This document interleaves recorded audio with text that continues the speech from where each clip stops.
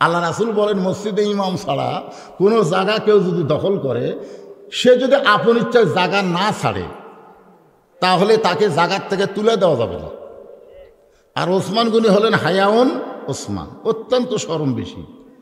তো যাই দেখে আমার পাশে ফাঁকা আছে, ওই ফাঁকা জায়গায় দুইয়ের কাছে সুন্নত পড়ে রাখালের দিকে 3 বার তাকাচ্ছে। জোরে কোন কয়বার? প্রথম তাকাতে রাখাল, দ্বিতীয়বার তাকাতে, তৃতীয়বার সে ওসমান গনি তাকাচ্ছে, এই মিয়া বারবার আমার দিকে কি দেখো মিয়া। মানে মূর্খ মানুষের দিকে যদি আপনি বারবার তাকান, আপনি কন্তই রাগ করবি না খুশি হবে? একটা অটো ভ্যান আমার গাড়ির সাথে বেজার দিবার দিয়েছিল, আমি খালি তাকাছি, হুজুর কি গরিব মানুষ দেখে পছন্দ হচ্ছে না? রাস্তা কি সরকার আপনার দিকে খেলে বানাচ্ছে? আপনি গাড়ি টিয়ারিং ঘুরালি যায়, হুজুর আমার ঠেলা আছে, নামে দিলে তোলা যাবি না। আমি কইলাম ভাই রে খালি তাকাছি রে, তুই তাতেই গরম, আমি তো কিছুই কইনি। তো রাখাল কি শিক্ষিত না মূর্খ? এখন আপনাদের কাছে আমার প্রশ্ন হলো, মসজিদে কি কারো জায়গা দখল আছে? কিন্তু ওসমান গনি এমন চিন্তা করার পিছনে কারণ হলো আল্লাহর নবী বলেছেন, আমি যখন ইমামতি করব, আমি বরাবর যিনি নামাজ পড়বেন তার নাম হলো আবু বকর। আবু বকর যখন ইমামতি করবে, তার বরাবর যিনি পিছনে নামাজ পড়বে তার নাম হলো ওমর। ওমর যখন ইমামতি করবে, ওমর বরাবর পিছনে যিনি দাঁড়াবে তার নাম হলো ওসমান। ওসমান যখন ইমামতি করবে, ওসমান বরাবর পিছনে যিনি দাঁড়াবে তার নাম হলো আলী। আলী যখন ইমামতি করবে, আলী বরাবর পিছনে। এই কথা বলে নবী আর কোনো কথাই বলেন না। সাহাবীরা বলে, রাসূলুল্লাহ, হযরত আলী যখন ইমামতি করবে, আলী বরাবর পিছনে কে দাঁড়াবে? আল্লাহ রাসূল বললেন, মা ইয়ানতিকু আনিল হাওয়া ইন হুয়া ইল্লা ওয়াহয়ুন ইউহা। আমি রাসূল ততক্ষণ বলতে পারি না যতক্ষণ আল্লাহ না বলায়। এ আলী পর্যন্তই হলো খোলাফায়ে, জোরে কন খোলাফায়ে। তাহলে উমর যখন ইমামতি করবে, উমর বরাবর পিছনে কে দাঁড়াবে? এতক্ষণ কি শুনলেন? জোরে কন কে দাঁড়াবে? কিন্তু ওসমান গনি ঢুকে দেখে জায়গা দখল। আমার জায়গায় কে বসে আছে? রাখাল ফোপায় ফোপায় কাঁদতেছে। ওমর ফারুক বলে, রাখাল কান্দো কেন? বলে, কান্দার কারণ হলো আমি বারান্দায় নামাজ পড়ি, আর মসজিদের ভিতরে কোনোদিন ঢোকার সাহস পাই না। ওমর ফারুক বললেন, কেন ঢোকার সাহস পাও না? রাখাল বলতে যে মসজিদের মধ্যে দামি দামি সাহাবি, ওই দামি দামির মধ্যে আমি সাধারণ রাখাল কেমনে যাই? ওমর ফারুক বলে, রাখাল তুমি কম দামি আর ভিতরের সাহাবিরা দামি দামি। এই কথা তোমারে কে বুঝাইছে? খেড়ে বসে ওয়াজ শোনে কম দামি, আর সিয়ারত বসে ওয়াজ করে বেশি দামি। এই কথা তোমাদের কে বুঝাইছে? অনেক বক্তা জাহান নামে যাবে, অনেক শ্রোতারা জান্নাত পাবে। হয়তো এমনও হতে পারে আমার মতন বক্তাকে আল্লাহ হাসরের ময়দানে ফেরেশতাদের বলবে, হুজুরের জিব্বার মধ্যে বড়শি লাগা, মাছ ধরার বড়শি বোঝেন না, ওই বড়শি লাগায় জাহান্নামে টানে নিয়ে যা। তখন আমার যখন জাহান্নামে টানে নিয়ে যাচ্ছে, আপনার খেরের বসা শ্রোতারা জান্নাতত যাচ্ছেন। যা শুনে বলতেছেন, হুজুর এটা কি খবর? আপনার ওয়াজ শুনে আমরা ফজর নামাজ পড়লাম, আর ফজর আদায় করার কারণে আল্লাহ আমাকে জান্নাত দিচ্ছে, আর আপনি জাহান্নামে নিয়ে যাচ্ছে, ব্যাপার কি? তখন আল্লাহ বলবে, লিমা তাকুলু মা লা তাফালুন। এই বক্তা নিজে ওয়াজ করছে, আমল করেনি রে, এই জন্য বক্তার হবে জাহান্নাম, আল্লাহ শ্রোতাক দেবে জান্নাত। এটা কখনোই মনে করেন না যে আমি সোফার উপর বসে আছি, আমি দামি, আর আপনার নিচে বসে আছেন আপনারা কম দামি।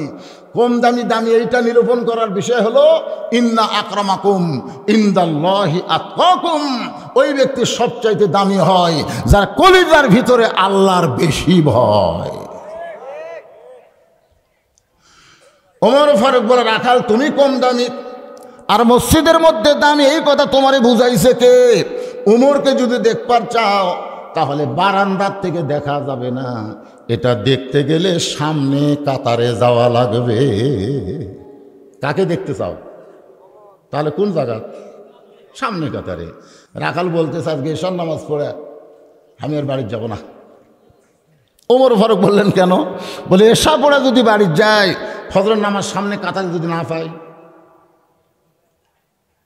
ওমর ফারুক বলেন, রাখাল তুমি বলো তো 3 ওয়াক্ত তাড়াতাড়ি আর 2 ওয়াক্ত লম্বা কেন?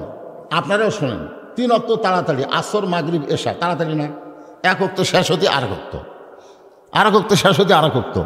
কিন্তু এশা থেকে ফজর আর ফজর থেকে জোহর এই 2 ওয়াক্তর মধ্যে লম্বা সময় কেন?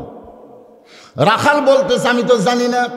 ওমর ফারুক বললেন, শোনো, ফজর থেকে জোহর আল্লাহ লম্বা সময় দেওয়ার কারণ ওই সময়ের মধ্যে মানুষ খেতে খামারে কাজ কাম করবে, অফিস আদালত করবে, ব্যবসা বাণিজ্য করবে, এইগুলো করতে গিয়ে তার দেহের যে ক্ষয় হবে।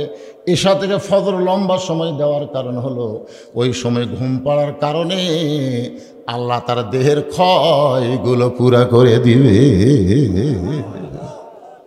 তাহলে এশা থেকে ফজর তুমি যদি সামনে কাতার ধরবার চাও, যদি তোমার চোখ ঘুম ধরে তখন কি করবা? রাখাল বলতেছে, ঘুম যদি ধরি তাহলে মসজিদের মধ্যে ঘুমায় যাব। যেই বলছে মসজিদের মধ্যে ঘুমায় যাব, উমর ফারুকের চেহারা রক্তের মতো লাল হয়ে গেছে। এই রাখাল, এই মসজিদের মধ্যে ঘুমানোর দলিল দে। তুই যে কইলি মসজিদের মধ্যে ঘুম পারবো, তার দলিল কি? ঘুম পাড়া তো দূরের কথা, জোহরের নামাজ পড়ে সবাই চলে গেছে, ওরা 3 জন 4 ফ্যান দিছে। কয় ফ্যান? 4 ফ্যান দিয়ে গল্প করতেছে, 1-1 ঘন্টা হয় গল্প ছাড়ে না। ফেরেশতাকায় আল্লাহ সবাই চলে গেল, এই 3টে যে গল্প ধরছে মাথার উপর 4 ফ্যান ঘুরতেছে, এর রেজাল্ট কি? আল্লাহ বলতেছে, এরা গল্প করতে গিয়ে ওদের মাথার উপর যে ফ্যান ঘুরিছে, এই ফ্যান ঘোরার কারেন্টের বিল এই 3 জন আলাদাভাবে না দেওয়া পর্যন্ত এরা জান্নাতে যাওয়া পারবে না। কারণ মসজিদের বাপের ঘর না, ইচ্ছা মতো ফ্যান ঘুরাবি। জোরে কোন কথা, ঠিক কথা কর না কেন?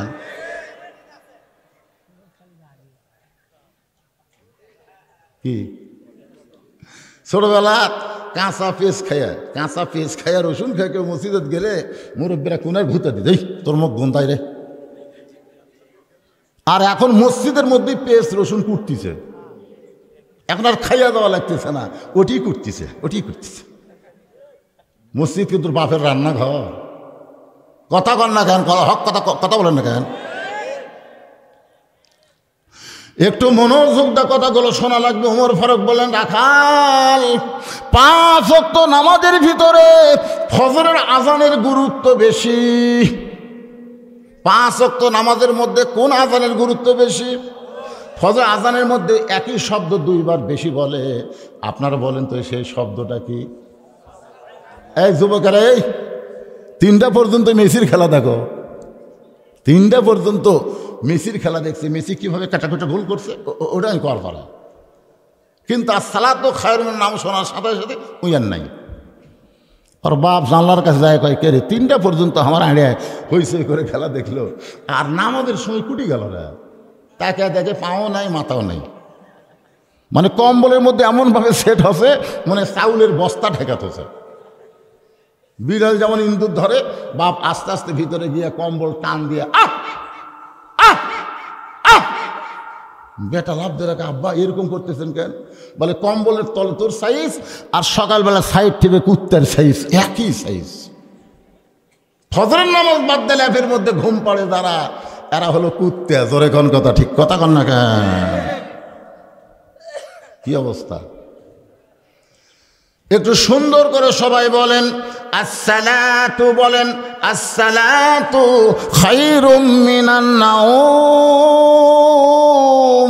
ঘুম হইতে নামাজ উত্তম।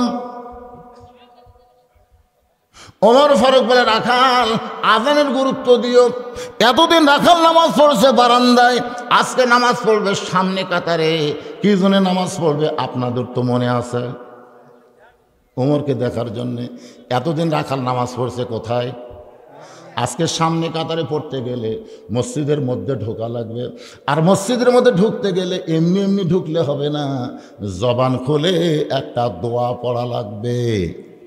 কি দোয়া? এই কোনার থেকে কোন কথা? দোয়াটা সবাই জানে, জানেন না? জানেন না হুজুর মুরব্বী? জানেন না? হায় হায় রে, এদের দাদা চিল্লাচ্ছে না, ওদের কোনো দোষ নেই, ওদের কোনো দোষ নাই। এই চিল্লানির পিছনে হলো উনি যখন মায়ের পেটত ছিল তখন মাও পেটত গোটা পাড়া ঘুরিছে। দুই একদিন হুড়াহুড়িও করছে।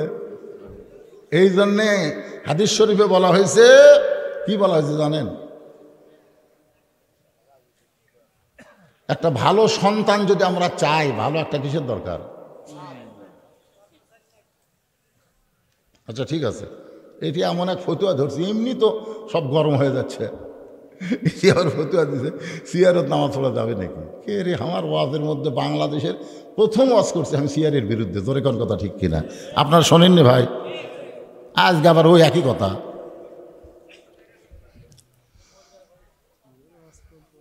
একটু মনোযোগ দা শোনা লাগবে। রাখাল এতদিন নামাজ পড়েছে কোথায়? একটু হাঁ করেন, কোথায়? আজকে নামাজ পড়বে বারান্দায় না সামনে কাতারে? এখন মসজিদের মধ্যে ঢোকার নিয়ত করেছে, নিয়ত দোয়া আল্লাহুম্মা ফতাহ লি আবওয়াব রহমাতিক। এই দোয়াটা বলে রাখাল ডান পা দিয়ে মসজিদের ভিতরে সামনে যাবার চাই। প্রত্যেকটা সাহাবী নড়ে সরে রাখালকে যাওয়ার রাস্তা করে দেয়। রাখাল কয়, কে রে, বারান্দার থেকে কি ভাবলাম, আর ভিতরে ঢুকে কি দেখতেছি? ভিতরে না ঢুকলে বোঝা যাবে না তো। এসপি সাহেব সামনে কাতারে দাঁড়াইছে, একজন মুসল্লি না হলে কাতার পুরা হচ্ছে না। এসপি খালি কয়েক, আমার কাছে ফাঁকা রে, কেউ দাঁড়ায় না, সামনে কাতার ফাঁকা থেকে নামাজ হবে? এসপি সাহেব দরজার দিকে তাকা দেখে চৌকিদার খাড়ায় আছে। এসপি ডাকতেছে, আয়। চৌকিদার বলে, না স্যার, আপনি এসপি, আমি চৌকিদার। এসপি কয়, ওটা বাইরের কথা, তুই চৌকিদার আমি এসপি, ওটা হলো বাহিরের কথা, ভিতরের কথা আমরা দুই ভাই, আয়। চৌকিদার যখন ভয় আসবার চায় না, এসপি নিজে যায় আর হাত ধরে কে সব ডাকি যাস না কেন, আয়। কাছে নিয়ে এসে বলতেছে, আমার পায়ের গোড়ালির সঙ্গে গোড়ালি মিল করে খাড়া হয়। চৌকিদার বলে, স্যার আপনার পাও হলো তেলতেলা, আমার পাও ফাটা, যদি রুকু সেজদা করবার যায়। এসপি বলতেছে, তুই আমার ভাই, আমার কাঁধের সঙ্গে কাঁধ মিল করে দাঁড়া। চৌকিদার বলে, আল্লাহ রে, ভিতরে এত শান্তি, এটা বাহির থেকে বোঝা যাবে না, এটা কেবলমাত্র জানতে গেলে ভিতরে ঢোকা লাগবে। জোরে কোন ঠিক কি না? ও তো হলো ফিসিলমে কাফা। রাখাল একেবারে সামনে কাতারে গিয়া ফজরের 2 রাকাত সুন্নত নামাজ, ফজরের ফরজের আগে 2 রাকাত সুন্নত আছে না নাই? আল্লাহ নবী বলেন, এই ফজরের 2 রাকাত সুন্নত কেউ যখন আদায় করে, আসমান জমিন বিক্রি করে দান করলে যে সওয়াব হবে, তার চাইতে বেশি সওয়াব আল্লাহ তাকে দান করে দিবে। চুপটি করে রাখাল বসে আছে। এমন সময় এক সাহাবী মসজিদের মধ্যে ঢুকে দেখে জায়গা দখল। ফের আমি যে জায়গাত নামাজ পড়ি সে জায়গাত কে বসে আছে রে? এই কথা যে সাহাবী বলতেছে তার নাম হলো ওসমান গনি। জোরে কান, তার নাম কি? ওসমান গনি। আল্লাহ রাসূল বলেন, মসজিদে ইমাম ছাড়া কোনো জায়গা কেউ যদি দখল করে, সে যদি আপন ইচ্ছায় জায়গা না ছাড়ে, তাহলে তাকে জায়গার থেকে তুলে দেওয়া যাবে না। আর ওসমান গনি হলেন হায়াউন ওসমান, অত্যন্ত শরম বেশি। তো যাই দেখে আমার পাশে ফাঁকা আছে, ওই ফাঁকা জায়গায় 2 রাকাত সুন্নত পড়ে রাখালের দিকে 3 বার তাকাচ্ছে। জোরে কোন কয়বার? প্রথম তাকাতে রাখাল, দ্বিতীয়বার তাকাতে, তৃতীয়বার সে ওসমান গনি তাকাচ্ছে, এই মিয়া বারবার আমার দিকে কি দেখো মিয়া? মানে মূর্খ মানুষের দিকে যদি আপনি বারবার তাকান, আপনি কন্তই রাগ করবি না খুশি হবে? একটা অটো ভ্যান আমার গাড়ির সাথে বেজা দিবার নিয়েছিল, আমি খালি তাকাছি, হুজুর কি গরিব মানুষ দেখে পছন্দ হচ্ছে না? রাস্তা কি সরকার আপনার দিলে খেলে বানাচ্ছে? আপনি গাড়ি টিয়ারিং ঘুরালি যায়, হুজুর আমার ঠেলা আছে, নামে দিলে তোলা যাবি না। আমি কইলাম, ভাই রে খালি তাকাছি রে, তুই তাতেই গরম, আমি তো কিছুই কইনি। তা রাখাল কি শিক্ষিত না মূর্খ? এখন আপনাদের কাছে আমার প্রশ্ন হলো, মসজিদে কি কারো জায়গা দখল আছে?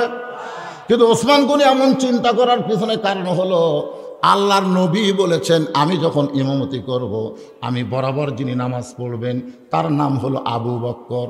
আবু বকর যখন ইমামতি করবে তার বরাবর যিনি পিছনে নামাজ পড়বে তার নাম হলো ওমর।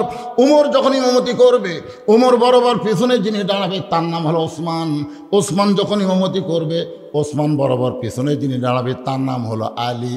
আলী যখন ইমামতি করবে আলী বরাবর পিছনে। এই কথা বলে নবী আর কোনো কথাই বলেন না। সাহাবীরা বলে রাসূলুল্লাহ হযরত আলী যখন ইমামতি করবে আলী বরাবর পিছনে কে দাঁড়াবে? আল্লাহ রাসূল বললেন মা ইয়ানতিকু আনিল হাওয়া ইন হুয়া ইল্লা ওয়াহয়ুন ইউহা। আমি রাসূল ততক্ষণ বলতে পারি না যতক্ষণ আল্লাহ না বলায়। এ আলী পর্যন্তই হলো খোলাফায়ে, জোরে কন খোলাফায়ে। তাহলে উমর যখন ইমামতি করবে উমর বরাবর পিছনে কে দাঁড়াবে? এতক্ষণ কি শুনলেন? জোরে কন কে দাঁড়াবে? কিন্তু ওসমান গনি ঢুকে দেখে জায়গা দখল। আমার জায়গা কে বসে আছে? কে তাকাছে? জোরে কন। সঙ্গে সঙ্গে ওসমান গনি ভয়ের ঠেলায় দাঁড়িয়ে বলতেছে ভাইজান আপনি আমার উপরে এত গরম হলেন, আপনার পরিচয় কি? রাখাল বলতেছে আমার পরিচয় হলো আমি একজন রাখাল। ওসমান গনি মুস্কি মুস্কি হাসতেছে। মুস্কি মুস্কি হাসার কারণ হলো রাখাল যারা হবে তাদের ভাষা নরম হলে চলবে না, তাদের ভাষা গরম হতে হবে। আপনি গরুলিয়া মাঠে গেছেন, সামনে একটা আবাদ আছে, গরু আবাদের দিকে যাচ্ছে। আপনি যদি বলেন বাবা গরু, বাবা গরু ওদিকে যাস না বাবা, ওদিকে আবাদ আছে, এরকম সুন্দর করে বললে গরু কথা শুনবে। আর যদি এই গরু আর এক ধাপ খালি সামনে গেলে মানুষের চাইতে কিন্তু গরু বেশি শোনে। ওই গরম কথা শুনে আবার ঘুরে ঘাসের দিকে আসতেছে, আর আমাদের দিকে যায় না। আল্লাহর নবী বলেছেন প্রত্যেকটা অভিভাবককে আল্লাহ রাখালের দায়িত্ব দিয়ে দুনিয়াতে প্রেরণ করেছে। প্রত্যেকটা অভিভাবককে আল্লাহ রাখালের দায়িত্ব দান করেছেন। এখন হয়তো আপনি বলবেন হুজুর আমার তো গরু নাই, ছাগল নাই, তাহলে আমি রাখালি করব কার উপর? এখানে যারে দেবো রাখালি করতে হবে আপনি খেয়াল করে দেখেন। আপনার বাড়িতে 42 বছরের একটা গাভী আছে, 42 বছরের একটা গাভী আছে। আপনি খেয়াল করে দেখেন 22 বছরের একটা আইডিয়া আছে, 22 বছর, আড়ের বয়স হলো 22 বছর। আপনি খেয়াল করে দেখেন 17 বছরের একটা বকনা আছে। গাভী হলো আপনার বউ, বকনা হলো আপনার মেয়ে, আর আড়িয়া হলো আপনার ছেলে। আপনি বলেন তো এই তিনটার ওপর আপনার রাখালি করার দায়িত্ব আছে না নাই? জোরে কোন আছে না নাই? আপনি ঈশান নামাজ পড়লেন মসজিদে, আপনি কি নিয়ত করছেন? আল্লাহ বাড়ি থেকে দেখবো আমার বউ নামাজ পড়তেছে না হয় কোরআন শরীফ পড়তেছে। এই নিয়ত করে বাড়ির মধ্যে ঢুকে দেখেন বাড়ির মধ্য থেকে আওয়াজ আসছে হরি হরি হরি হরি। খেরে আমি মুসলমান, এখনই মসজিদে নামাজ পড়লাম, আর আমার বাড়িতে হিন্দু করে হরি হরি। কারণ কি? যাই দেখতেছেন আপনার গাভী, আপনার বউ স্টার জলসা দেখতেছে। ভারতের চ্যানেল দেখার কারণে আপনার ঘরের মধ্যে হিন্দুর পূজা হচ্ছে। আপনি বলেন এই সময় আপনার রাখালি করার দরকার আছে না নাই? আপনি কি রাখালি করবেন?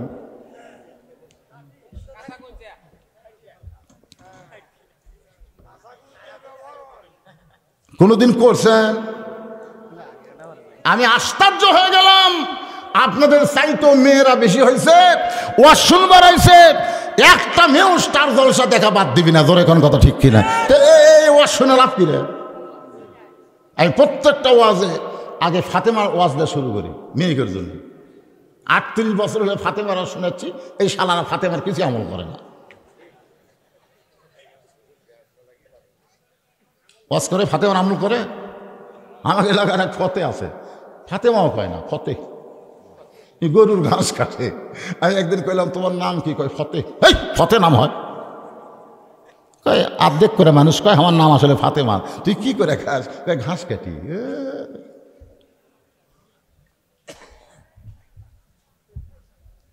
আমার মায়েরা বোনেরা যারা পর্দার অন্তরালে, মনে কষ্ট নিয়েন না। মান তাসাব্বা বিকওমিন ফাহুয়া মিনহুম। আল্লাহ রাসূল বলেছেন যে যাকে মহব্বত করবে তার সঙ্গেই তার হাসর নাসর হবে। স্টার জলসা যদি মহব্বত করেন, ওই স্টার জলসার নায়ক নায়িকার সঙ্গে আমাদের বাংলাদেশের অধিকাংশ মেয়েরা জাহান্নামে যাবে। আপনারাও যাবেন। যদি রাখালি করবার না পারেন, এই যে ছেলেরা হুকু করে হাসতেছে, ওরা কি মাটি ফেরাবার আছে? এ কথা কন, এরা কি মাটি ফেরাবার আছে? এরকে বাপ আছে না নাই? এরা কি বেটা না রে? এরা যদি বেটা হতো, এদের সামনে বসে গেছে, এই সামনে বসে গেছে, এরা হলো ছেলে। আর বাইরে যারা ঘুরতেছে আড়ের উপর রাখালি করার দরকার কথা কোনো আছে না নাই? আল্লাহ রাসূল বলেছেন 7 বছর থেকে তোমার বাচ্চাকে তুমি নামাজের তালিম দিবে, আর 10 বছর থেকে ঘাট ধরে মসজিদে নিয়ে যাবা। আজকে যদি আপনাদের এই ছেলেদেরকে আপনারা নবীর কথা মতো 10 বছর থেকে নামাজ ধরাতেন, ওরা কোরআনের মাহফিল বাদ দেয় বাহিরে হইচই করতো না। জোরে কোন কথা, ঠিক কথা কন না কেন? আপনার 22 বছর আগে সারাদিন ঘরে হাতে একটা 4G মোবাইল বাসে, ওই যে কি করতেছে বাবা হিসাবে আপনার খেয়াল করার দরকার আছে না নাই? আপনার 17 বছরের একটা বোকনা মানে আপনার মেয়ে ফাতেমা হয়েছে না পরিমণি হয়েছে, এইটা বাবা হিসাবে আপনার খেয়াল করার দরকার আছে না নাই? আব্দুল কাদের জিলানী রহমতুল্লাহ আলাইহি জান্নাতুল বাকি যখন জিয়ারত করতেছে, এক মুরিদ পিছন থেকে বলে, হুজুর আপনি চোখ বন্ধ করলে গোটা পৃথিবীর খবর বলতে পারেন, আপনি একটু দেখেন তো এই জান্নাতুল বাকির কোন জায়গায় মা ফাতেমার কবর, কোন জায়গায় মা ফাতেমার কবর, একটু বলেন হুজুর, আমরা সে জায়গায় একটু কবর জিয়ারত করতে চাই। আব্দুল কাদের চোখের পানি বের করে বললেন, রে আমার মুরিদরা শোনো, এই জান্নাতুল বাকির মধ্যেই মা ফাতেমার কবর আছে, কিন্তু কবরটা কোন জায়গায় এটা কিয়ামত পর্যন্ত কেউ বলতে পারবে না। সমস্ত মুরিদ বলে, হুজুর কেন বলতে পারবে না? আব্দুল কাদের জিলানী বললেন, আমার মা ফাতেমা হইল জহুরা। সমস্ত মুরিদ কান্দার বলে, হুজুর এই জহুরা মানে কি?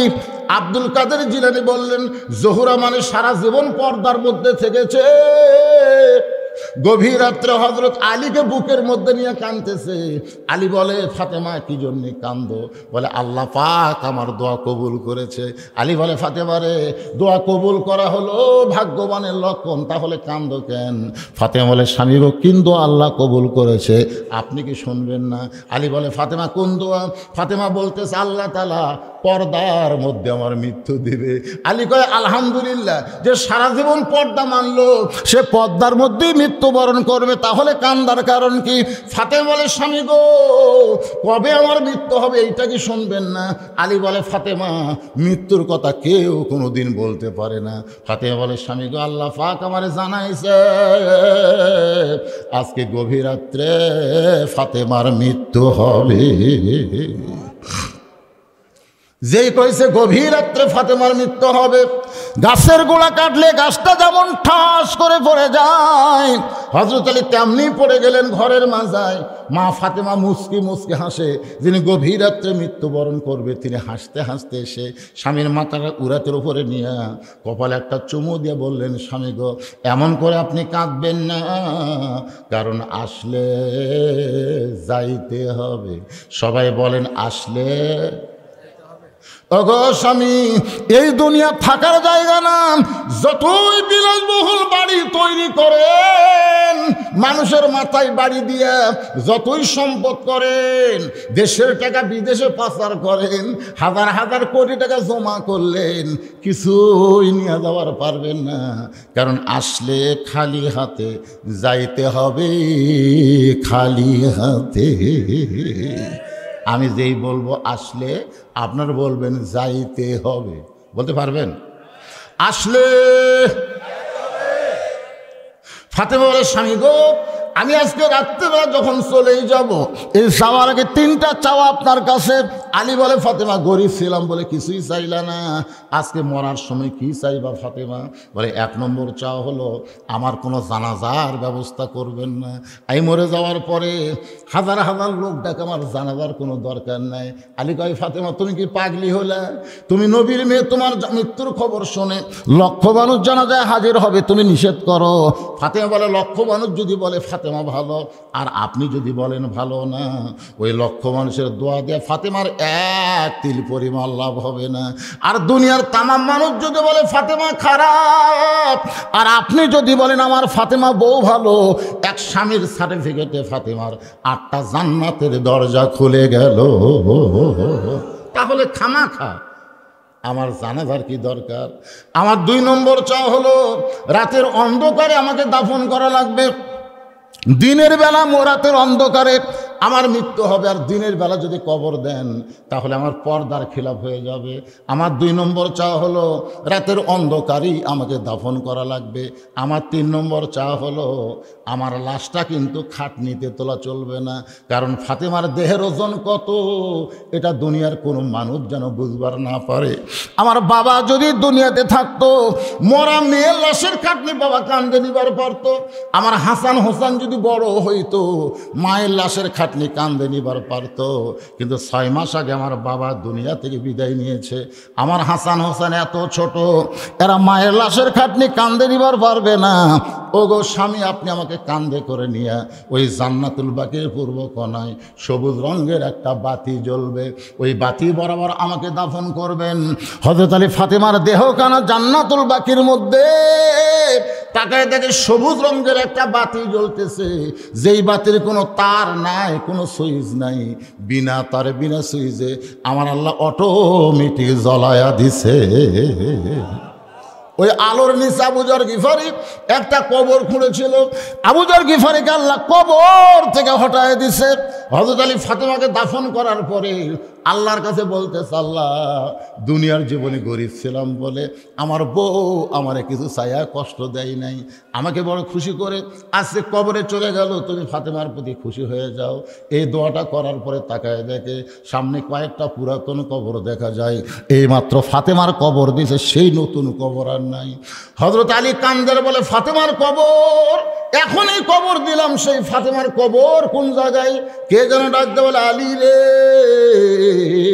ফাতেমা হলো পর্দানিশী, আমি আল্লাহ জোহরা ডিগ্রি দিয়ে ফাতেমার কবরটাকে কিয়ামত পর্যন্ত পর্দা করে দিয়েছি। এখন আপনারা বলেন আপনার মেয়ে কোন তরিকায় আছে, ফাতেমার তরিকায় না পরিমণি? হাইল পরে কিলকিল করে হাঁটতেছে। বাবা হিসাবে আপনার মেয়ের দিকে নজর দেওয়া দরকার আছে না নাই? প্রত্যেক বৃহস্পতিবার রাতে ফাতেমাকে নবী কাছে নিয়ে বলতেন, মা মারে, তোর বাবা আল্লাহর নবী বলে কখনো মনে করিস না তুই জান্নাতে হবি। তোর বাবা আল্লাহর নবী বলে তুই জান্নাতে যাবে এটা কখনো মনে করিস না। জান্নাতে যদি যাবার চাস, জান্নাতের আমল করে জান্নাতে যেতে হবে, জান্নাতের আমল করে। কি মনে করছেন? 9 বছরের বয়সে ফাতেমা হাতের মধ্যে চুরি দিয়ে মুসকে মুসকে হাসতেছে। নবী তাকায় দেখছে, নিজের মেয়েকে দেখা লাগবে না? দেখি নবী আর ঘরে ঢোকেনি, বারান্দার গেছে। ফাতেমা চমকে গেল, কেন বাবা ভুল কি মেরে আবার চলে গেল কেন? বাবা তো আমার এসে মা বলে সম্মান করে, আদর করে। ফাতেমা ঘর থেকে বাইরে গিয়ে বারান্দায় দেখে নবী কাঁদতেছে। ফাতেমা বলে, বাবা কি দুঃখে আপনি কাঁদেন? রাসূল বলে, ফাতেমা যে দুনিয়াতে সাজবে মা, আল্লাহ তার আখিরাতের শ্বাস কমায়া দিবে। বেশি কিছু করা রাখছে, হাতের চুরি খুলে এমন জোরে পাক মারছে, নবী বুঝবার পারছে নবী মেয়ে আমার মন খারাপ করছে। দৌড়ে গিয়া চুরি 2টা কুড়ে জামার পকেটে ঢুকেছে। ফাতেমা বল, বাবা যেই চুরি হাতত দেওয়ার কারণে আপনি ঘরে ঢুকলেন না, বারান্দাত কাঁদলেন, আর সেই চুরি ফেলে দিলেন, আপনি কুড়া পকেটে ঢুকালেন। রাসূল বলে, তুই আমার কাছে আইতো। ফাতেমার নবী কাছে ডাক দিয়ে কপালে চুম্বন দিয়ে বললেন, মা একদিন তোর নাকে নাকফুল পরায় দিব, একদিন তোর কানে দুল পরায় দিব, একদিন তোর গলাত মালা পরায় দিব। ফাতেমা বলে, কবে কবে? আল্লাহর নবী বললেন, যেদিন তোমার বিবাহ হবে। ও ফাতেমা, মেয়েরা কেবলমাত্র এক ব্যক্তির জন্য সাজতে পারবে, সেই ব্যক্তি হলো তার স্বামী। স্বামী ছাড়া অন্য কোনো পুরুষের জন্য মেয়েরা সাজতে পারবে? জোরে বলেন, একটু মনোযোগ দিয়ে শোনেন। ওসমান গনি মুচকি মুচকি হাসতেছে, কিন্তু তখন হাসার পরে নিকটে বসে বলতেছে, ভাইজান আপনাদের মনে আছে কোনোদিন আপনাকে সামনে কাতারে দেখি নাই, আজকে দেখতেছি, কারণ কি? রাখাল বলতে সামনে কাতার কেমনি দেখতে, আমি বারান্দার থাকি। ওসমান কয় রে এখনো তো রাগ কমেনি রে, এই বারান্দার নামাজ পড়ি সামনে দেখবা কেমনে? ওসমান গনি বলতেছে সেই কথাই তো বলছি রে ভাই, আজকে সামনে কাতারে কেন? বলে কেন মানে দেখার জন্য, খালি দেখার জন্য সামনে কাতারাচ্ছি। ওসমান গনি বলতেছে দেখবার পাবা। রাখালকে কি খাও তুমি, আর সব ঠিক আছে। ওসমান গনি বলে ভাই রে আমিও তো দেখার জন্য আসি রে, অনেক বছর ফেলে সামনে কাতারে পড়তেছি, এখন পর্যন্ত দেখা হলো না। রাখালকে কি কইলে, অনেক বছর হয়ে সামনে কাতারে নামাজ পড়ি, এখন পর্যন্ত দেখতে পাইলাম না। কারণ রাখাল দেখতে চায় হযরত ওমরকে, আর ওসমান দেখতে চায় নামাজের মালিক আল্লাহকে। লাইলাতুল মিরাজে রাসূল বললেন আল্লাহ আমি এখান থেকে যাওয়ার পরে সাহাবেরা যদি বলে হুজুর আপনি কোথায় গেছিলেন, যদি বলে আল্লাহর সঙ্গে দেখা করতে, তখন আমার উম্মতেরা মন খারাপ করবে। তো রাসূল এই কথা বলার পর আল্লাহ বলতেছে তাহলে আমি কি করব? বলে আমার উম্মতের জন্য কিছু করা যায় কিনা। আল্লাহ কই নবী গো আপনি এমন একটা নবী, সব জায়গাত খালি উম্মত আর উম্মত, এই জায়গা থামি আর আপনি, সেই জায়গা তো উম্মত কেন? আল্লাহ রাসূল বলে আল্লাহ আপনি যতই থাকেন উম্মত ছাড়া আমার কেউ নেই। সুবহানাল্লাহ কবেন না? আল্লাহ বলেন হাবিব এই যে 5 ওয়াক্ত নামাজ দিলাম, এই 5 ওয়াক্ত নামাজ যদি আপনার উম্মতরা মসজিদে জামাতের সঙ্গে আদায় করে 5 বার আল্লাহর সঙ্গে তাদের মেরাজ হবে। আসসালাতু মেরাজুল মুমিনিন। তাহলে মেরাজ মানে কি তো বুঝতেছেন? ওসমান কয় ভাই রে কয়েক বছরের সামনে কাতারে পড়তেছি, এখন পর্যন্ত দেখতে পাইলাম না। রাখাল বলতেছে তোমার চোখের সমস্যা আছে, তুমি আমার হাত ধরো। কাক বলতেছে? ওসমান গনিকে বলতেছে তোমার চোখের সমস্যা আছে, তুমি আমার হাত ধরো, আমি নিজেও দেখব এবং তোমাকেও দেখাইয়া দিব। সুবহানাল্লাহ। সঙ্গে সঙ্গে ওসমান গনি রাখালের হাত ধরছে, ধরে বলতেছে ইয়া আইয়ুহাল্লাযীনা আমানুত্তাকুল্লাহ ওয়া কুনু মা'আস সাদিকিন। আত্তাকুল্লাহ মনে আছে? আত্তাকুল্লাহর ওয়াজ হচ্ছে ইয়া আইয়ুহাল্লাযীনা আমানুত্তাকুল্লাহ ওয়া কুনু মা'আস সাদিকিন।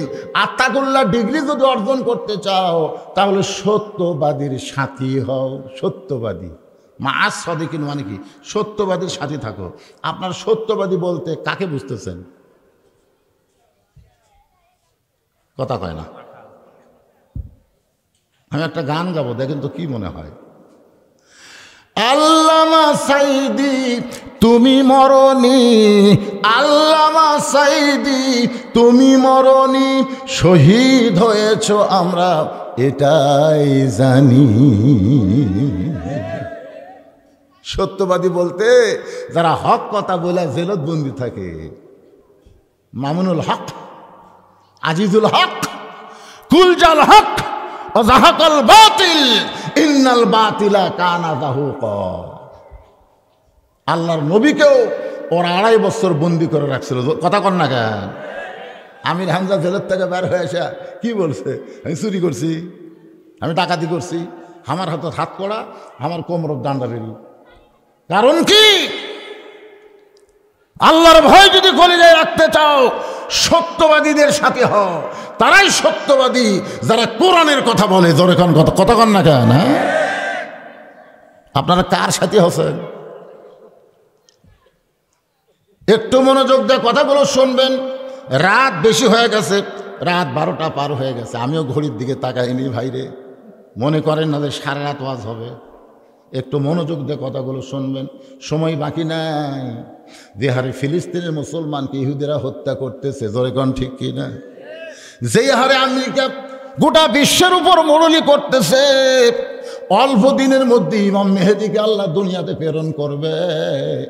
ঈসা আলাইহিস সালাম আসবে, বিশ্বের কোটি কোটি মুসলমান জীবন দিবে, মুসলমানের রক্তের উপরে কলেমার পতাকা আবার উড়বে।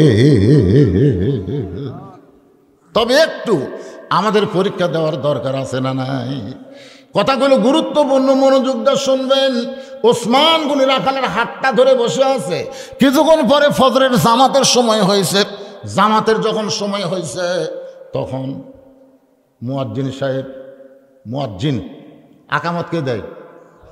আপনাদের গ্রামে মুয়াজ্জিন আছে? একবার আল্লাহ রাসূল বেলালকে ডাক দিলেন, বেলাল আয় তোমার কাছে আয়।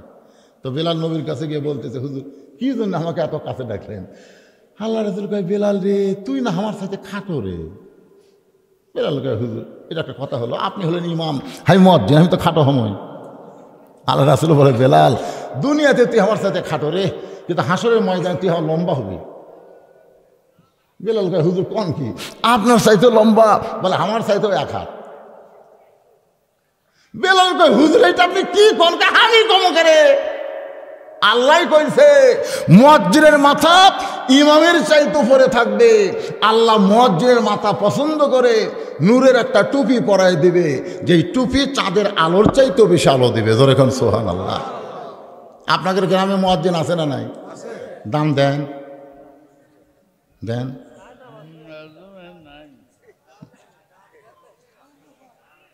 সব জিনিসের দাম বাড়ছে, কিন্তু ইমাম মুয়াজ্জিনের দাম বাড়েনি, আরো কমছে। বলে পিছন থেকে একজনকে আরো কমছে। একটা সাধারণ শুকরা নামাজি বোঝেন, 5 ওয়াক্ত পড়ে না, জুমার দিনে সবার শেষেতে আগে যায়, এই শালারা মুয়াজ্জিনের দোষ ধরে বেশি। 7 দিন পর মসজিদের ছাদের দিকে থাকে, কোনাতে একটু মাখাসের ভাষা, মুয়াজ্জিন এই নিয়ে মাস গেলে বেতন নাও, মসজিদের কোনা মাখাসের ভাষা তোমার চোখে পড়ে না? মুয়াজ্জিন দৌড়াদৌড়ি করে ফাটালিয়ে ঝাড় দেয়। আল্লাহ কয়, কে রে শুকরা, জুম্মার দিনে নামাজ পড়িস, তুই তো জাহান্নাম পাবি রে। কারণ যারা 5 ওয়াক্ত পড়ে না, জুম্মা পড়ে, এরা জান্নাত পাবি না। আল্লাহ এদেরকে বলবে, যা তোরা 5 ওয়াক্ত পড়িস না, খালি জুম্মা পড়ছিস, আমি আল্লাহ তোর খুব জান্নাত দিলাম, যা। ওরা তখন খুশি হয়ে জান্নাতে মারবে দৌড়, যায় দেখবে জান্নাতের দরজার বিশাল একটা তালা। তখন আল্লাহ আপনি আমাদের জান্নাত দিলেন, তালা খেন। আল্লাহকে খুঁজে দেখ চাবি আছে। তখন ওরাকে খুঁজে খুঁজে দেখবি একটা চাবি আছে, চাকরি চাবি আছে, চাবি নিয়ে যা তালার মধ্যে ঢুকবি, কিন্তু ঘুরবি না, মানে তালা ঢুকছে কিন্তু ঘোরে না। তোকে আল্লাহ ঢুকলো ঠিকই ঘোরে না, কেন? আল্লাহ বলতেছে তালার মধ্যে 5টা দাগ আছে, তোকে চাবির মধ্যেও 5টা দাগ থাকা লাগবে। দেখ তো চাবির খবর কি? ওরা চাবি বের করে বলে, আল্লাহ কিসের দাগ? বলে ফজর, জোহর, আসর, মাগরিব, এশা, এই 5টা দাগ চাবির মধ্যে আছে, তালার মধ্যে আছে। তোর চাবির মধ্যে 5 দাগ থাকলে দাগে দাগে মিল হবি, কুট্টুস করে খুলে যাবি। তোকে আল্লাহ আমার চাবি তো তেল তেলা, কোনো দাগ নাই। আল্লাহ ও খালি জুম্মা পড়ছো, তাহলে জান্নাত দেখে ফেরত আহে। যারা খালি জুম্মা মারতেছে এরা জান্নাত দেখতে পারবে, কিন্তু ঢুকতে আর পারবে না। আসসালাতু মিফতাহুল জান্নাহ, জান্নাতের মধ্যে ঢুকতে গেলে 5 ওয়াক্ত দরকার আছে না নাই? কথা কোন আছে না নাই? যেই মুয়াজ্জিনের সময় হয়েছে আকামত, যখনই মুয়াজ্জিন আকামত শুরু করেছে, সঙ্গে সঙ্গে মুসল্লিরা সব দাঁড়ায় গেছে। আপনারা বলেন তো, মুয়াজ্জিন যখন আকামত দেয় তখন মুসল্লিরা বসে থাকবে না দাঁড়াবে? আল্লাহ কোরআনে বলছে, দেখেন কোরআনে, কুম কুম আমরের সিগা, দাঁড়াও লিল্লাহে, কার জন্য? কনিতিন, আনুগত্য নিয়ে দাঁড়াও। নামাজের ভিতরে বাহিরে যে কয়টা ফরজ আছে তার মধ্যে একটা ফরজ হলো দাঁড়িয়ে নামাজ পড়া। কথা কন না কেন ভাই? দাঁড়িয়ে, বিশেষ করে জামাতে নামাজ বসে থাকা হবে না। আল্লাহ কোরআনে বলেছে, লা ইউকাল্লিফুল্লাহু নাফসান ইল্লা উসাহা। তোমার কষ্ট হয় এমন কিছু আমি আল্লাহ তোমাকে চাপাই দেইনি। তুমি যদি যৌবন বয়স সরকারক দাও, বুড়া বয়সে তোমাকে চাকরি করা লাগে না, সরকার তোমাকে পেনশন দেয়। যৌবন বয়সে যারা 5 ওয়াক্ত নামাজ জামাতে পড়েছো, বুড়া বয়সে যদি জামাতে নামাজ না পড়বার না পারো, ওই যৌবন বয়সে পড়ার কারণে সরকারের মতন আল্লাহ তোমাকে সোয়াবের পেনশন দিয়ে দিবে। জোরে কোন সুবহানাল্লাহ। আপনি অ্যাক্সিডেন্ট করছেন, পা ভাঙে গেছে, আপনাকে জামাতে নামাজ পড়া লাগবে, কে করছে? জামাতে নামাজ পড়া যেমন ওয়াজিব, কাতার সোজা করা হলো তার চাইতেও বড় ওয়াজিব। আর কাতার সোজা করবার গেলে পায়ের গোড়ালির সঙ্গে গোড়ালি মিল করা লাগবে। যে লোকটা চেয়ারত বসে নামাজ পড়তেছে, আপনার বলেন তো আর পায়ের গোড়ালি খুঁটি গেছে? এই কথা কন, খুঁটি গেছে? তাহলে যেই কাতারের মধ্যে চেয়ার আছে ওই কাতার মাকরু হয়ে গেছে। তো একটা দুর্বল চেয়ার পার্টির জন্যে আপনার গোটাল কাতার আপনি মাকরু করবেন?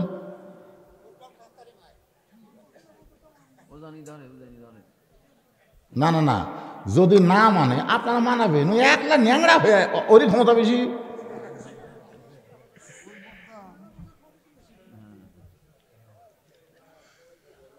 চেয়ারে বসে আপনি নামাজ পড়তে পারবেন, কিন্তু জামাতে পড়া যাবে না। আপনি অসুস্থ, চেয়ারে বসে পড়েন, বাড়িতে পড়েন, সারা জীবন জামাতে নামাজ পড়া লাগবে? আপনি কোন তো বুড়া বয়সে কি চাকরি করা লাগবে? সরকার কি দেয়? পেনশন দেয়। তো বুড়া বয়সে আল্লাহ আপনাকে পেনশন দিবি। যদি যৌবন বয়সে আপনি নামাজ ধরেন, সবাই যখন দাঁড়িয়ে গেছে, রাখাল খালি বারবার এইরকম করে দেখতেছে। এইরকম কি দেখতেছে? রাখাল কি দেখতেছে? ওসমান কিন্তু হাত ধরে আছে। মুয়াজ্জিন যেই বলছে কদ কামাতিস সালাহ, কদ কামাতিস সালাহ, সঙ্গে সঙ্গে রাখাল আল্লাহু আকবার, ওসমান গনে হাত ছাড়া দিছে।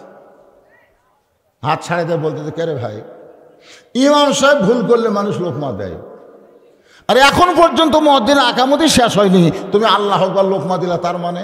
রাখাল বলতেছে, এই জন্যই তো তুই কানারে, এত বছর হলে সামনে নামাজ পড়িস, এখনো দেখবার পাসনি। দ্বিতীয় কাতার থেকে এক সাহাবী দৌড়ে এসে রাখালের হাত ধরে হ্যাচ কাটান, এই পাগলাই, কারে তুই কানা কানা বলে তিরস্কার করিস? কার সঙ্গে বেয়াদবি করতেছিস? এই পাগল, যে লোকটা তোর হাত ধরেছিল ওই মানুষটারে তুই চিনিস? ওই মানুষটা হলো আল্লাহর নবীর ডবল জামাই ওসমান গনি। রাখাল থর থর করে কাঁদতেছে। এই জন্যই বারান্দার নামাজ পড়ি, এই জন্যই বারান্দার নামাজ পড়ি, ভিতরে ঢুকতে চাই না। কারণ ভিতরে দামি দামি সাহাবীর মধ্যে আমি রাখাল কেমনি ঢুকবো? কিন্তু ওই পথিক আমার সর্বনাশ করছে।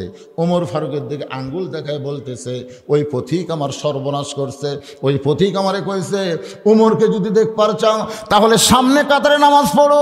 আমি শুধুমাত্র হযরত ওমরকে দেখার জন্যে বারান্দা বাদ্দার সামনে কাতারে আইসি ভাই। কিন্তু সামনে কাতারে আইসা যদি ওই পথিককে মেহরাবের মধ্যে দেখতে পাই, তাহলে তোমরাই বলো, লোকমা দেওয়া ছাড়া তোমার উপায় নাই। আমি আল্লাহু আকবার লোকমা দিয়া ওই পথিককে মেহরাব থেকে সরায় দিব।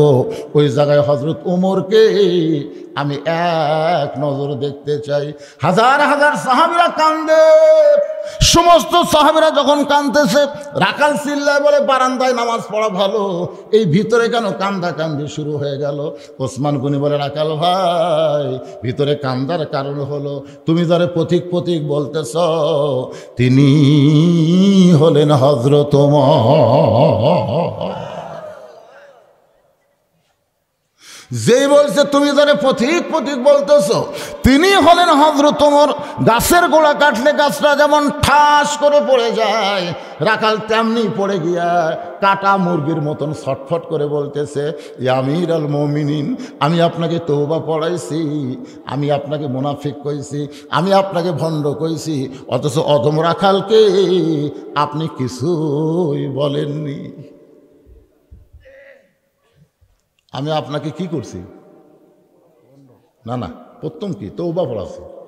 আমি আপনাকে মুনাফিক কইছি, আমি আপনাকে ভণ্ড কইছি, অথচ অধম রাখালকে আপনি কিছুই বলেন নাই। সঙ্গে সঙ্গে মসজিদের সমস্ত মুসল্লি চিল্লায় বলে, কে রে? এই মসজিদের মধ্যে কে রে? কারে তওবা পড়াছে? কারে মুনাফিক কইছে? কারে ভণ্ড কইছে? কার সামনে আবল তাবল কি বকতেছে? ই কে রে? আপনার কি মনে করতেছেন যে ওমর রাস্তা দেখলে শয়তান কয়দিন যায় না? আল্লাহ রাসূল বলেছেন, আমার পরে কেউ নবী হলে ওমরকে আল্লাহ নবী বানাতো। আর তার সামনেই শালা কি কয়?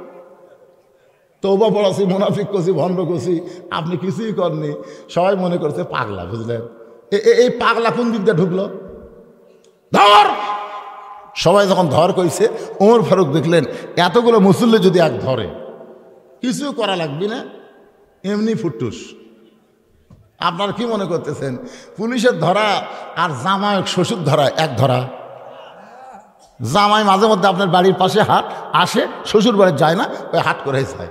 আজকে শ্বশুর যায় দেখে জামাই হাট করতেছে, পিছন হাত ধরছে, কে বাবা কি তুমি আসো, এর থেকে চলে যাও, আমার বাড়ি চোখ পড়ে না, আজ তোমাকে যাওয়া লাগবেই। এখন বলেন শ্বশুর জামাই ধরে লে যাচ্ছে, এটার মধ্যে কোনো রাগ আছে? এর মধ্যে কি আছে? মহব্বত আছে। আর চোর পুলিশ খুঁজতেছে, চোরক ধরবি, ধরে পায় না। সবাই কয় আসে যায়, পুলিশ খালি সাইজ আসে, যে যাচ্ছে দৌড়ে গিয়ে ধরছে। আপনার বলেন তো এই ধরার নাম কি? এইটা কি দয়ার ধরা? তা আজকে যে সাহাবিগুলো যদি ওই রাখালকে ধরে, আপনার বলেন তো দয়া করে ধরবি? কাক তওবা পড়াছে, কাক মুনাফিক কয়েছে, কাক ভণ্ড করে ধর। সবাই যদি খেলে এসে ধরে, ওই আলু হত্যা হয়ে যাবে। সঙ্গে সঙ্গে উমর ফারুক বললেন, আতিউল্লাহ ওয়া আতিউর রাসূল ওয়া উলিল আমরি মিনকুম, আল্লাহর আনুগত্য করো, নবীর অনুসরণ করো। আমি যে তোমাদের আমির, আমাকে কি তোমরা মানো? সবাই বলে 1000 বার মানি। উমর ফারুক বললেন, তাহলে আমারে তওবা পড়াইছে, আমারে মুনাফিক কইছে, আমারে ভণ্ড কইছে, এর বিচার হবে আল্লাহর কোরআন দিয়া। কি দিয়া? এর বিচার হবে আল্লাহর কোরআন দিয়ে। আপনারা বলেন তো, বাংলাদেশে কি আপনারা আল্লাহর কোরআনের বিচার দেখছেন? বাংলাদেশের বিচারের সাইজ কেমন? একটা দৃষ্টান্ত দিলেই বুঝবেন। 6 বছর আমের বাগান করছে, 6 বছর। এবার জ্যৈষ্ঠী মাসে দেখবার কাছে আমের সাইজ, যা দেখে গাছের ডালে বসে এক বাচ্চা আম পাড়তেছে আর ব্যাগের মধ্যে তুলতেছে। বাগানের মালিক কয়, কে রে? আমি খাইনি, আমার পরিবারের কেউ খায়নি, আর তুই আমার গাছের আম পাড়তেছিস? তোর বাপকে যা বিচার দেবো রে, তোর বাবুকে যা বিচার দেবো। ওই খালি ফুসফুস করে হাসে। বাগানের মালিক বলে, হাসিস কেন? বলে, আমার বাবা কোথায় যা বিচার দেবেন? আমার বাবাও আর এক গাছে চড়ছে। বুলকি মারা দেখো, আর বাপ খালি আম পাড়ে আর বস্তা ভরায়। গাছের নিচে বসে কান্দে আর বলে, আল্লাহ বিচার দেবো কার কাছে রে? বাপও চোর, বেটাও চোর। আজকে আমাকে বাংলাদেশের অবস্থা কি হচ্ছে? বিচার দিবেন কার কাছে? সব শালাই চোর। কথা কন না কেন? সব শালাই। আমি যদি বলবো সব শালা, আপনারা বলবেন চোর। চোরের বিচার চোর কোনোদিন করবার পারবি? জোরকান পারবি? মুরগি চোরাক ধরে লেগেছে মেম্বরের কাছে, মেম্বর তোর সেই বিচার করি। চোর খালি হাসে। হাসিস খারে? আমি করি মুরগি চুরি, মেম্বর করে গম চুরি। আমরা দুইজনে চোর ভাই। না, এক মেম্বরের কাছে হবি না, চেয়ারম্যানের কাছে নিয়ে যাবি। এবার চেয়ারম্যানের কাছে নিয়ে যাচ্ছে, চোর আরো ধরে হাসে। তো কে আবার হাসিস কারে? বলে, মেম্বার করে মনে মনে, চেয়ারম্যান করে টোনে টোনে। তা তোর বিচার করবি কে রে? চোরের দেশে চোর কোনোদিন বিচার হয় না। ধরে কথা কন না কে?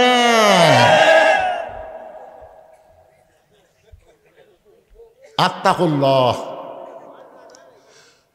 আল্লাহর ভয় যদি কলিজার মধ্যে রাখতে চান, এই বিষয়টাকে সামনে নিয়ে আমি আপনাদের সামনে আলোচনা করতেছি। ওমর ফারুক বললেন, আল্লাহর কোরআনের বিচার হবে। আমারে তওবা পড়াইছে, আমারে মুনাফিক কইছে, আমারে ভণ্ড কইছে, আল্লাহর কোরআনের বিচার হবে। এই বিচার কারা কারা দেখতে চাও? প্রত্যেকটা সাহাবী 2খানা হাত তুলেছে। আপনারা কারা কারা দেখবেন? 2 হাত তুলে আল্লাহকে দেখান। লিল্লাহি তাকবীর। হাত নামান, হাত নামান। এটা কি দুনিয়ার বাংলাদেশের বিচার না কোরআনের বিচার? আপনারা কি কোরআনের বিচার কোনোদিন দেখছেন? আজকে দেখা যান না করে তোর যেন মৃত্যু না হয়। তো 1 তারিখে আমি অ্যাক্সিডেন্ট করছি, আর আমার মা মারা গেছে 25 তারিখে। কয় তারিখে? আর ওই মরাটা কিন্তু আমার কারণেই। আমার অ্যাক্সিডেন্টের খবর যে তার কাছে দিছে, যে আপনার ছেলে অ্যাক্সিডেন্ট করছে, যে শালা খবর দিছে, ও যদি বলতো যে ছেলের গাড়ি অ্যাক্সিডেন্ট হচ্ছে, তাহলে আমার মা স্ট্রোক করতো না। কিন্তু ওই ভুল বলছে, তা আপনার ছেলে অ্যাক্সিডেন্ট করছে বলাও সারা, আমার মা স্ট্রোক করাও সারা। আমি বাঁচা থাকলাম, মাকে হাসপাতাল নিয়ে গেলাম। দীর্ঘ 24 দিন পরে মা আমার দুনিয়া থেকে বিদায় নিল। 2 নম্বর কারণ হলো মায়ের দোয়া, মায়ের জানাজা করা লাগবে, এই জন্য আল্লাহ পাক আমার বাঁচাইছে। আর 3 নম্বর কারণ হলো, আমি কিছু ওয়াজের দাওয়াত দিছি ভাই, কিছু টাকা অগ্রিম দিয়ে ফেলে দিছি। তো এখন এরা চিন্তা করে, আমাকে ওয়াজ না হলে হুজুর জান মরে না। কথাটা বুঝলেন না? কিছুদিন আগে ম্যাক করলো না, আমাদের এলাকার কিছু লোক বলে, হুজুর সরষের জন্য একটু বৃষ্টি হলে ভালো হয়, আপনি দোয়া করবেন তো? ভাই রে, আমি তো দোয়া করবো, আমি হাত লোকে আল্লাহ বৃষ্টি যেন না হয়। প্রত্যেক দিনে ওয়াজ আছে, তোর এখন কথা ঠিক না? তো যাই হোক, অ্যাক্সিডেন্টে আমার তেমন ক্ষতি হয়নি, গাড়িটা ক্ষতি হচ্ছে। আর 25 তারিখ আমার মা মারা যাওয়ার পর থেকে আমি একেবারে শারীরিক মানসিকভাবে পুরো অসুস্থ। কিন্তু দাওয়াতগুলো নিয়ে রাখছি, করা লাগবে। অসুস্থ মানুষ আমি কথাবার্তা বলতেছি, আপনাকে এতই পেশাব লাগলো? আত্তাকুল্লাহ হাক্কা তুকাতিহি, জীবনের শ্রেষ্ঠ মনে করে শুনবেন।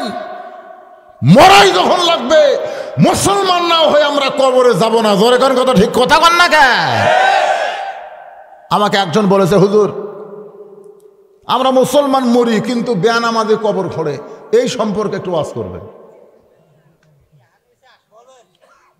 আপনাদের এলাকার গোরস্থানে বেনামাজি যায় যদি কবর খোঁড়ে, তাহলে যাই মরে গেল তার খবর কি? ও তাই বেনামাজি। আপনারা শোনেন, মা খাদিজা যখন দুনিয়া থেকে বিদায় নেবেন, তখন রাসূলের কাছে দুইটা ওসিয়ত করলেন। এক নম্বর ওসিয়ত হলো, আমি মরে যাওয়ার পরে ফাতেমা আমাকে গোসল করাই দিবে, ফাতেমা ছাড়া অন্য কোনো মেয়ে যেন আমাকে স্পর্শ না করে। দুই নম্বর ওসিয়ত হলো, ফাতেমা আমাকে কাফনের কাপড় পরাবে, ফাতেমা ছাড়া অন্য কোনো মেয়ে যেন কাফনের কাপড় না ধরে। তাহলে বোঝা গেল মরার আগে ওসিয়ত করা যায়, যায় কি যায় না? তাহলে আপনি ওসিয়ত করবেন, আমি মরে গেলে বেনামাজি যেন আমার কবর না খোঁড়ে। যদি বলে হুজুর নামাজিরা তো কবর খোঁড়বার জানে না, তখন আপনাকে বেনামাজিকে নামাজি করার টার্গেট নেওয়া লাগবে। জোরে কোন কথা, ঠিক কিনা? যে ভাবি হোক, প্রতিদিন চলো ভাই মসজিদে যাই, তুই নামাজ পড়েও যাই না পড়েও তাই। দেখতেছে না রে, ই তো ডাইরেক্ট অ্যাঙ্গেলে কাজ হচ্ছে না। একদিনের আপনাকে এলাকার বড় বাজার নাম কি? আশেপাশে বড় বাজার নাম কি? মথুরাপুর বাজারে ওকে ধরছেন 3:30টার সময়। চ ভাই, বলে এখন কোন নামাজ? নামাজ লয় রে, তোকে একটু চা খেলাম। আপনারা বলেন তো, নামাজের কথা বললে যে গরম হয়, চা খাওয়ার কথা বললে সে গরম থাকবে? তো চা স্টলে নিয়ে বলতেছে নিমকি দাও, পেঁয়াজি দাও, জিলাপি দাও। এত কেন? তুই আমার ভাই না? আজ নিয়ত করছি তো 50 টাকা খেলাম। কেবল 40 টাকা যখন খাওয়া হচ্ছে, তখন আসরের নামাজের আজান দিছে। তখন নামাজি বলতেছে, এই শালা মুয়াজ্জিনের আক্কেল নেই বারে, তো 50 টাকা খেলে বার চাইছিলাম, 40 টাকা খেলে তুই আজান দিল। এ ভাই তুই খালি বসে থাক, ও আদায় নামাজ পড়ে এসে তোকে 10 টাকা খেলাম। এই কথা বলে নামাজ যখন উঠবার চাই, বেনামাজি খপ করে হাত ধরছে। নামাজি বলতেছে, হাত ধরলি কেন? তুই একলাই যাবি, আমার কবি না? এর আগে তোকে মেলা করছি ভাই। এই খালি খালি কোয়া, আজ গামার পিছনে 40 টাকা খরচ করছিস, কয়া দেখতো। তুই কি মনে করছিস আমার মতো মানবতা নাই? এতদিন খালি খালি নামাজের কথা কইছিস, আর 40 টাকা খরচ করছিস। আল্লাহর জন্য না হোক, তোর জন্য নামাজ পড়ব রে। আপনার মনে মনে চিন্তা হয়েছে, আল্লাহ আজকে যখন যাবার চাই তাহলে নিয়ে যায়। মসজিদের কাছে গিয়ে বলতেছে, ভাইজান নামাজ পড়বার গেলে অজু করা লাগবে। অজু করার পরে বলতেছে ডান পায়ে ঢোকা লাগবে। ডান পায়ে ঢুকলে হবে না, দোয়া পড়া ঢোকা লাগবে। দোয়া পড়া যেই মসজিদের বারান্দায় ও সামনে কাতারে গিয়ে আল্লাহ বলতেছে, আল্লাহ আমার দায়িত্ব হলো তোমার বেনামাজি বান্দাকে মসজিদের মধ্যে ঢুকায় দেওয়া, আর তোমার দায়িত্ব হলো হেদায়েত দেওয়া। চোখের পানি নিয়ে দোয়া করছে, আল্লাহ দোয়া কবুল করছে। জোরে করেন সুবহানাল্লাহ। তো ভাইজান, নামাজ ফজরের 2 রাকাতের পরই ওমর ফারুক আল্লাহর কোরআন দিয়ে রাখালের বিচার করবে। আমরা বিচারটা দেখবার চাইছি, তারপরেও কিছু লোক উঠে উঠে যায়। এই ধারে কি আছে রে, দরজা আছে নাকি? ফুসকি মারতেছে। এখনই হাত তুললেন, আর বিচার না দেখে বাড়ি যাচ্ছেন। যান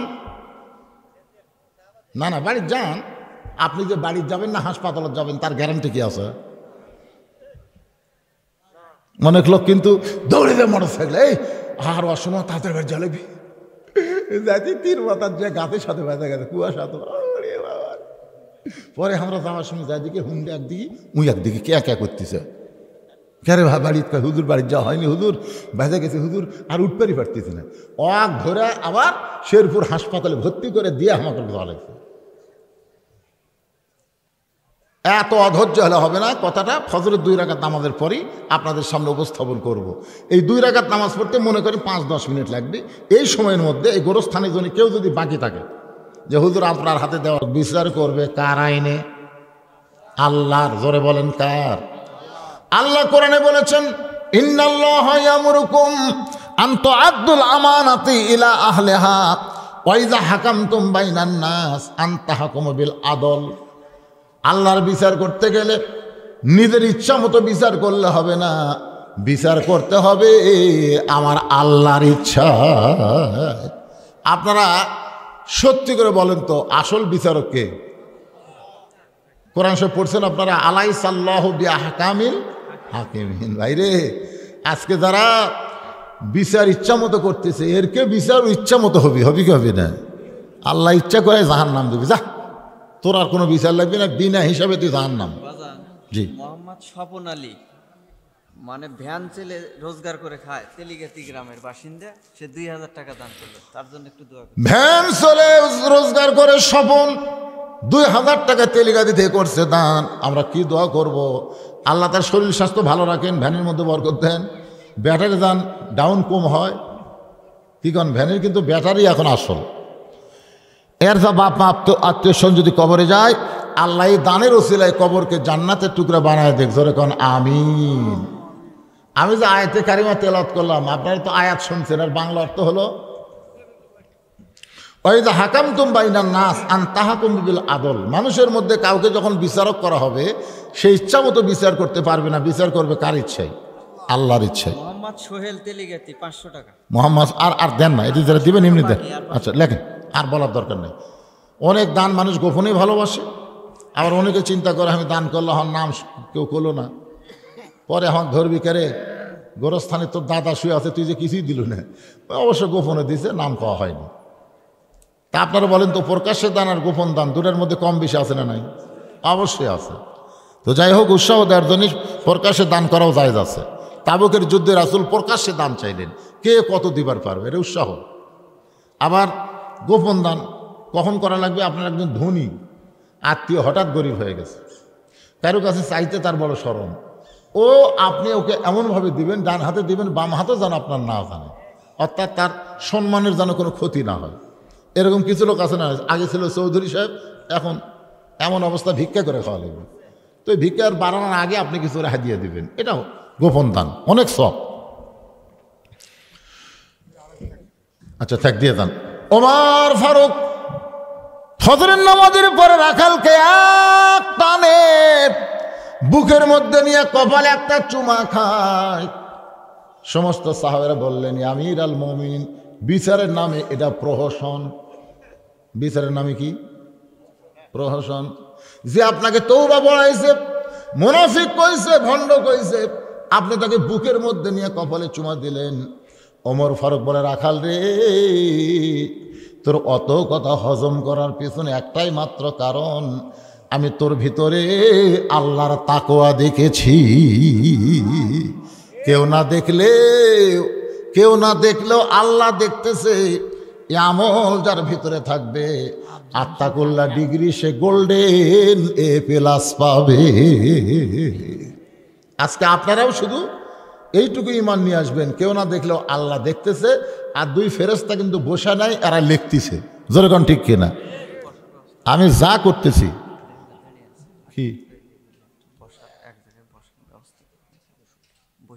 মনাজাত ধরলে বসবি, অনেক সময় বসে আছে তো, সেই ঠান্ডার মধ্যে এক জায়গায় কতক্ষণ বসতে, শুয়ে থাকতে আমরা শরীর লাগা যায়, তাই যায় না? এই কাজ হয়ে ওই কাজ হয়ে আবার এই হয়ে, আর ঠান্ডার মধ্যে খেড়ের উপর আর কতক্ষণ বসে থাকা পারে? আপনারা সামনে মাহফিল করলে নিয়ত করবেন 12টার মধ্যেই মোনাজাত শেষ, ফজরের জামাত যেন মসজিদে হয়। যেরকম ঠিক কিনা? এটা নিয়ত করবেন। আমি তো তাই মনে করছিলাম, কারণ দ্বিতীয় বক্তাকে তুলে দেওয়া হলো 8টায়, ও 10টার মধ্যেই শেষ করে দেবে। আনতে 10:30 হলো। এখন 10:30 থেকে 1:45 বাজতেছে। চাচ্ছিলাম না এত রাত, কিন্তু হয়ে গেল, এখন কি করবেন? মোহাম্মদ সোহেল রানা আপনার। আচ্ছা দেখ, সোহেল রানা কি দিছে? 2000 টাকা দান করছে, আল্লাহ কবুল করেন। সবাই ইস্তেগফার পড়েন, গোরস্থানের জন্য দোয়া করা লাগবে, সবাই ইস্তেগফার পড়েন। আস্তাগফিরুল্লাহ রব্বি মিন কুল্লি জামবি ওয়া তুবু ইলাইহি লা হাওলা ওয়ালা কুওয়াতা ইল্লা বিল্লাহিল আলিয়্যিল আযীম। 3 বার সূরা ইখলাস পড়তে পারবেন, 1 খতম কোরআন পড়ার সওয়াব আল্লাহ দান করবে। সেই সওয়াবটা আমরা বকশা দেব যারা কবরে গেছে।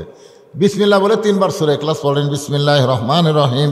কুল হু আল্লাহু আহাদ আল্লাহুস সামাদ লাম ইয়ালিদ ওয়া লাম ইউলাদ ওয়া লাম ইয়াকুল লাহু কুফুয়ান আহাদ। বিসমিল্লাহির রহমানির রহিম। কুল হু আল্লাহু আহাদ আল্লাহুস সামাদ লাম ইয়ালিদ ওয়া লাম ইউলাদ ওয়া লাম ইয়াকুল লাহু কুফুয়ান আহাদ। বিসমিল্লাহির রহমানির রহিম। কুল হু আল্লাহু আহাদ আল্লাহুস সামাদ লাম ইয়ালিদ ওয়া লাম ইউলাদ ওয়া লাম ইয়াকুল লাহু কুফুয়ান আহাদ। দুনিয়াতে যদি আপনি শান্তি পাওয়ার চান, শান্তি একটা হলো তাকওয়া আর একটা কি শান্তি, যদি পাওয়ার চান বেশি বেশি আল্লাহ রাস্তায় খরচ করেন। কার রাস্তায়? দেখবেন আপনার মতো শান্তি কেউ পাবে না। হ্যাঁ, বেশি বেশি আল্লাহ রাস্তায় খরচ করবেন, নিজের জন্য বেশি না করে আল্লাহর জন্য বেশি করবেন। সবাই হাত তুলে দোয়া করে আল্লাহুম্মা আমিন। আল্লাহুম্মা আনতাস সালাম ওয়া মিনকাস সালাম তাবারাকতা ইয়া যাল জালালি ওয়াল ইকরাম। আয় আল্লাহ তাআলা, সেই মাগরিবের নামাজের পর থেকে তীব্র শীতকে উপেক্ষা করে তোমার বান্দা বান্দিরা রাত 1:45 পার হয়ে গেছে, এই গভীর রাত্রে রহমতের দরজায় ফকির হয়ে দোকানা হাত তুলেছে। মেহেরবানি করে আজকের মাহফিল আমাদের সকলের হেদায়েতের জন্যে, নাজাতের জন্যে, জান্নাতের জন্যে কবুল করে। এই মাহফিলের শুরু থেকে শেষ পর্যন্ত যত আলোচনা হয়েছে ত্রুটি ভুল হলে মাফ করে দাও। এর যে হাদিয়া মঞ্জুর করো, সোনার মদিনায় নবী পাকের রওজা মোবারকে কবুল করো। তামাম আম্বিয়াই কেরাম, আসহাবে কেরাম, তাবিনী কেরাম, তাবা তাবিনী কেরাম, আউলিয়াই কেরাম, পীর মাশায়েখ, বুজুর্গানে কেরাম, তামাম পৃথিবীর মাটির নিচে যত মুমিন মুমিনা শুয়ে আছে আল্লাহ সকল আরওয়া পরে হাদিয়া কবুল করো। জান্নাতুল বাকি, জান্নাতুল মাওয়া। আজকে 4 গ্রামের গোরস্থান জান্নাতুল বাকির মধ্যে যত মুর্দা শুয়ে আছে আল্লাহ সকলার কবরকে জান্নাতের টুকরা বানায়া দাও। আল্লাহ, আমরা যারা হাত তুলেছি আমাদের জনম দুখুনি মা, ছোট্ট একটা শব্দ হলো মা, এই নামের মধ্যে কি মধু, যাদের মা নাই তারাই বুঝতেছে। দাঁত থাকতে মানুষ দাঁতের মূল্য দেয় না, চোখ থাকতে মানুষ চোখের গুরুত্ব বোঝে না, বাপ মা থাকতে সন্তান বুঝতে পারে না। বাপ মা যখন মারা যায় তখন বুঝতে পারে এই দুনিয়াতে আর তার কেউ নাই। এই দরদের মা আজকে যাদের কবরের ঘরে চলে গেছে আল্লাহ মেহেরবানি করে মায়ের কবর জান্নাতের টুকরা বানিয়ে দাও। বাবার বাড়িঘর সহায় সম্পত্তি সবই আছে, আমরা যারা বাবা হার এতিম হয়ে হাত তুলেছি আল্লাহ মেহেরবানি করে বাবার কবরকে জান্নাতের টুকরা বানিয়ে দাও। আমাদের দাদা দাদি নানা নানি আত্মীয় স্বজন যারা কবরে গেছে আল্লাহ কবরবাসীদের তুমি মাফ করে দাও। গোরস্থানের উন্নয়ন কল্পে নগদে বাকিতে হাজার হাজার টাকা দান করেছে, আবার ব্যাগের মধ্যে গামছার মধ্যে 10টা টাকা হলেও যারা দান করে দিছে আল্লাহ সকলের দানগুলোকে জান্নাতের বিনিময়ে কবুল করো। গোরস্থান কমিটির সভাপতি, সহসভাপতি, সেক্রেটারি, কেশিয়ার আল্লাহ সদস্য সকলকেই তুমি কবুল করো। আজকের মাহফিলের সম্মানিত সভাপতি, সহসভাপতি, প্রধান অতিথি, বিশেষ অতিথি আল্লাহ যারাই দান করেছে সকলের দানগুলোকে কেবলমাত্র জান্নাতের বিনিময়ে কবুল করো। আমার মায়েরা বোনেরা পদ্মার অন্তরালে বসে ওয়াজ শুনেছে, দান করেছে, মা ফাতেমার চরিত্র তাদেরকে দান করে দাও। আল্লাহ আমি অসুস্থ, আমার মতো অসুস্থ হয়ে যারা হাত তুলেছে সকলকে সুস্থতার নিয়ামত দান করে দাও। ফিলিস্তিনের মুসলমানকে আল্লাহ তুমি ইসরায়েলের উপরে বিজয়ী করে দাও। আল্লাহ মুসলমানের রক্ত বৃথা দিও না আল্লাহ, যারা জীবন দিয়েছে শাহাদতের মর্যাদা দান করে দাও। আহত অবস্থায় যারা আছে তোমার পক্ষ থেকে তাদেরকে পুরাপুরি সুস্থতা দান করো। আমার বাংলাদেশের উপরে রহমত করো, খাস করে ধনুর উপজেলার এই বিলপতি এলাকার উপরে রহমত বরকতের দরজা খুলে দাও। আল্লাহ, যারা কষ্ট করে মেহনত করে এত সুন্দর আয়োজন করেছে আল্লাহ, তাদের সকলকেই তুমি কবুল করো। যুবকগুলোকে 5 ওয়াক্ত নামাজি কবুল করে নাও। সকলের ভিতরে আত্তাকুল্লাহ ডিগ্রি, হাক্কা তুকাতিহি ডিগ্রি অর্জন করার তৌফিক দাও। মুসলমান না হয়ে কাউকে কবরে ডাক দিও না আল্লাহ। যেদিন আমাদের মৃত্যু হবে দিনটা যেন জুমার দিন হয়, মাসটা যেন রমজান মাস হয়। ইমানের সাথে ইজ্জতের সাথে দুনিয়া থেকে বিদায় নেওয়ার কালে আমাদের জবানে জারি করে দিও লা ইলাহা ইল্লাল্লাহু মুহাম্মাদুর রাসূলুল্লাহ।